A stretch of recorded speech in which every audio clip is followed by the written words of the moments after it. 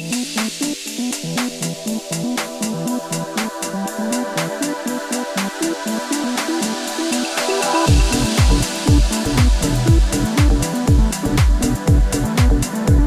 this afternoon, I'm pleased to share with you that we're being joined by Jerry Sweeney, the president and CEO of Brandywine Realty Trust. And our reason for joining Jerry today is his newfound enthusiasm for the life sciences industry. Jerry, thanks for being with us. Joe, happy to be here. Delighted. Well, it's great to have you. And we can't begin a conversation about the life sciences without taking a moment, given the times, to think about COVID. And you are certainly in a position, you own and are responsible for a significant amount of real estate. And I'm wondering at this point now, what are we, almost 9 months into it, how you're thinking about the impacts of COVID and looking forward. I know from previous conversations with you that you all have learned a lot, you've shifted a lot, and you've reinvented a lot to really be able to deliver for your tenants. Yeah, look, anytime there's a crisis, Joe, it's a blend of danger and opportunity. So I think, we're a publicly held company, so one of our first points of attack was to make sure that we really covered the danger side that the pandemic could create for us. So certainly focusing on making sure all of our buildings maintained a lights on, doors open policy. We had over a third of our employee base working in our buildings all the time to make sure that they were safe and secure. Certainly taking care of our employees was very important. And then making sure that the financial platform of the company was in good shape was a top priority as well. But just like any other situation, there's always opportunities as well. So I think what we wound up doing is, for all of our real estate, going back to our team of architects and thinking how we could reprogram both common spaces, core elements, how we could think about future designs to make sure that they were post-COVID friendly. So we developed a COVID design checklist very early on that really led to a lot of substantive rethinking of some of our base building systems and building design, building envelopes. And then, of course, the most important thing we did was just, communicate and over-communicate. We stayed in close touch with all of our tenants. We have, just here in Philadelphia, we have over 40,000 people that work in our buildings every day. Every one of those folks had concerns about, workplace environment, safety, mobility. So we launched, we had a COVID-19 response team in the company, and they developed an incredibly effective communication series to talk to our tenants about everything from wayfinding to building entrance to touchless environments to defining the specs of some of our HVAC systems so they had a real good idea of what they were walking back into. And I don't think anybody's really prepared for it going in. Certainly when we shut our company down in March, I never would have thought we'd still be sitting here in late October going into November with the pandemic still having such a pervasive impact. But anytime there's a crisis, you must communicate, you must be forthright, you must be proactive, and I think we've been trying to do all those items. That's great, and I've been impressed with Jerry, what you all have done. I was thinking as you were talking, we've both been at this a long time, and I've seen you navigate a number of different market shifts. And I think that's a good pivot point to start talking about what you have going on at Schuylkill Yards. What I've wondered is how much has your vision for the development of that project changed since the days that you submitted your proposal to Drexel to be the master developer down there? Yeah, I think at a thematic level, it really hasn't changed that much, Joe. I think we had always envisioned, Schuylkill Yards being a real integrated, innovative neighborhood with great access to the train station, riverfront access, co-location with some of the great anchor institutions in University City. So we had designed it to be roughly, we call it 6 million square feet of space, And that was broken down between academic office, innovation office, life science, residential, hospitality, retail. And I think that's still very much the track that we're on. But, sometimes it's good to skate where the puck is. And I think from our perspective, as we've evaluated kind of cyclical shifts in the office demand business, but more importantly, everything that we've been seeing, and certainly everything that you and your firm are involved in on the life science front in the city, there's a tremendous near-term and long-term opportunity for Philadelphia to really change its historical profile as a city of primarily accounting and law firms and financial service firms, and pivot to a life science hub. And I think when we look at the 14 acres that we control as part of Schuylkill Yards, we'd almost be derelict in our thought process if we weren't really focused on how we can optimize the value of that acreage and how we can really accelerate the adoption of the life science community within the city of Philadelphia. Well, and you got a running start. I mean, between Spark, Cavaletta, and a handful of others, while they're not all doing lab in your space, you've got tenants who are big names in the space. The Spark story has got to be a great one. Anything you'd like to share about how that's unfolded? Because it's really already landed Schuylkill Yards on the map as an important neighborhood in the Philadelphia cluster. Yeah, look, I think Philadelphia has been, and certainly University City has been fortunate with the tremendous success that Spark has had. I mean, they had great technology, they had great leadership, they had the tenacity to get through the approval process, and they had the foresight, quite frankly, to always be keeping an eye ahead of their current research.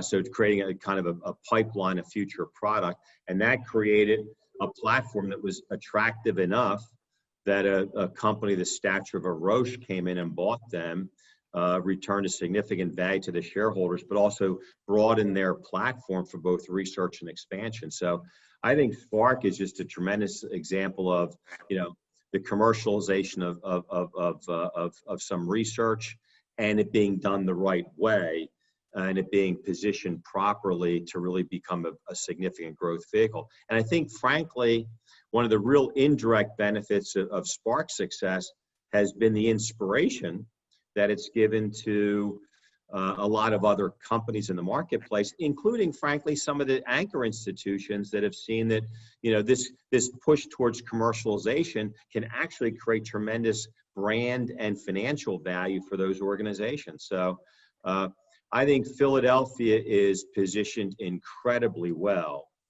in the life science arena as we surveyed the country.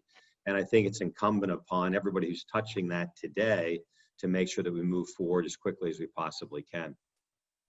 Well, let's pause there. You've made a really good point, Jerry. What are the things that you think need to be done right, and what are the concerns? In other words, how do we truly realize the opportunity? How do we help promote the science that is bubbling out of our institutions?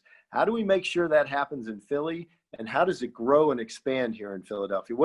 And for that matter, the region. But what are the areas that can make or break here in terms of realizing the full potential? Yeah, it's a great question, Joe. And I'll come at it a couple different ways. One, I think we need to, really make sure that everybody understands how strong the foundational points to this business growing are. I mean, you certainly haven't, you opened up with the pandemic. I mean, there is no question that there's going to be increased government emphasis on investing money in life science to make sure this country is well positioned. And we are fortunate that if the vehicle for that is coming through NIH, that, University of Pennsylvania is a major recipient, and certainly some other institutions are as well. So I think that there's going to be a flow of both private as well as, I mentioned, public sector capital that will be financing and fueling a lot of this forward-looking research. Demographically, certainly the country has an aging population, and frankly, that population is living longer. And, there's been a tremendous increase globally in per capita income. So you've had an explosion of the middle class globally, which creates financial resources to buy medicines. When you combine those resources with government support, you have a burgeoning market that will be the customers for a lot of this research. And then I also think just domestically, and this is where I think Philadelphia can perform really well, is, you know, the pandemic has made everyone really focus on global supply chains. And I think there's going to be an increasing push on bringing a lot of this manufacturing and research onshore. So I think those three legs, so much, you know, to create the tripod, so to speak, are really very solid with, I think, durability through a number of economic cycles. I think the opportunity Philadelphia has it specifically is there's already a fairly good employment base and a tremendous amount of research underway between the major anchor institutions and a number of the spinoffs. I think, you know, people thinking thoughtfully about the best way to plan out their space requirements. I mean, it really comes down to research, you know, workforce, money, and then real estate. And I think when you look at the first three of those four, Philadelphia really has a tremendous amount of green shoots. I mean, there's tremendous research being done here. There is a solid workforce with, I think, demonstrable growth potential. Just as we saw last year, more venture money moving into this space. So now the opportunity is, okay, how do we create the real estate that serves the platform for all that research? And I think that's where, you know, we're incredibly excited. I mean, when we look at our master plan for Schuylkill Yards, you know, we can do just shy of 3 million square feet of life science space. And even more to the point, when we look at the near term, you know, we have about a 1.1 million square feet, either underway, either completed, underway, or in process. So when we look at, you know, the conversion we're doing on 3000 Market Street, that's an old office building that now will be a life science facility. We're converting close to a couple 100,000 square feet at Sierra Center into life science space, and we'll be able to deliver the first tranche of that space in the second half of 2021. We have another project, 3151 Market Street, a 500,000 square foot dedicated life science building, all the way through design development, and the plan is to start that early in 21 as well. So, and all those individual pieces are occurring as part of this master plan community that will have the continued access to the train station, continued access to the anchor institutions, and I think the architecture and the efficiency of the buildings we're putting forth are going to be really, really market leading. So Jerry, let's pivot the conversation a little bit and talk about some of the challenges that you as a landlord face with the tenant type that we're talking about, with these developing life sciences companies. The fact that their credit is really revolving around the raises that they do, and that a significant portion of that capital raised is devoted to the development that they're working on, the clinical trials that they're doing. So I mean, we're talking pre-commercial companies, and then the capital investment required in their space is not insignificant. How are you? I mean, you guys are well situated. If anybody can do it, Jerry, I know you can. But how are you guys navigating some of those internal challenges that are created both for you in underwriting deals and also for the lenders that you're participating with? Yeah, it's a great issue that we think about all the time. I guess, you know, Joe, having been in the real estate business, particularly the commercial business for so many years, you know, Brandywine, we've really been a secondary credit business anyway. I mean, every time we do, at least with anybody, we're really underwriting credit. So we have a really talented team of smart financial people who are also good business people. So we've become pretty good at assessing risk. Not perfect, but pretty good. But our default rate's been fairly low. And we, you know, there have been a number of companies that we've dealt with that were at their nascent stage of development, that after we met with the leaders, understood their business plan, talked to their bankers, understood their burn rate, their capital requirements, that we've been able to get very comfortable with underwriting them as a company. And for the most part, that's really worked out well. I mean, I actually look at us underwriting companies. It helps them in their growth pattern. We're in the business of investing capital for growth. So I can name a number of companies that we've invested by building out space when it might have been at a lot higher out on the risk curve. But you know what? When those companies are successful, they recognize that loyalty. If we serve them well, they grow with us. So effectively assessing risk is really what we do. Certainly some of the life science companies are outside of our bailiwick of expertise. So we have a couple of processes underway right now that we'll be announcing shortly. One is we will be creating an incubator within University City that will be announced in the near term and then be ready for operation by the end of 21. And as part of that, there'll also be a funding mechanism that we'll be co-investing in to create some source of capital for these companies. And we're also going to be forming an advisory board of very well-known and very well-qualified people that can help guide our thinking as we start to go further out on that risk curve than we may want. But we really need to be educated on the value proposition of that company versus its cash flow today.